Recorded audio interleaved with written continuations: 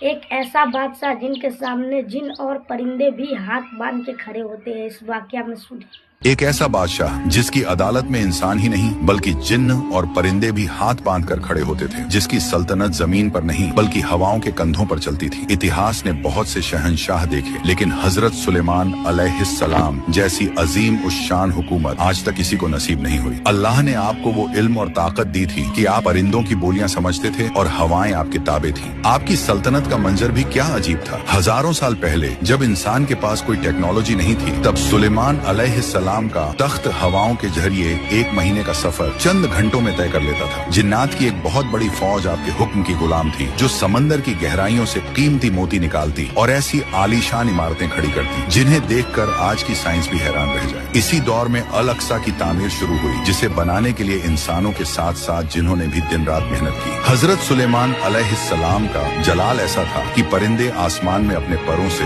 آپ کے لشکر پر سایہ کرتے تھے۔ ایک بار ایک ننھی سی چینٹی نے آپ کی فوج کی آہٹ سن کر اپنی پوری جماعت کو بلوں میں چھپنے کا حکم دیا تو آپ میلوں دور سے اس کی آواز سن کر مسکرا دی۔ لیکن اس عظیم سلطنت کی اصلی پریکشا تب ہوئی جب سبا کی ملکہ بلقیس کا ذکر آیا۔ سلیمان علیہ السلام نے اسے اللہ کی توحید کی دعوت دی اور پلک جھپکتے ہی اس کا وشال تخت سینکڑوں میل دور سے اپنی محفل میں منگا لیا۔ آپ کی بادشاہت محض دولت یا طاقت کا نام نہیں تھی، بلکہ یہ اللہ کی زمین پر اللہ کا قانون قائم کرنے کی ایک بے مثال تھی۔ لیکن کیا آپ جانتے ہیں جس سلیمان علیہ السلام کے ڈر سے جن تھر تھر کانپتے تھے، ان کی وفات کیسے ہوئی؟ ایک ایسا راج جسے جنات بھی سال بھر تک نہ جان سکے اور کام کرتے رہے۔ جاننے کے لیے دیکھیے اگلا پارٹ۔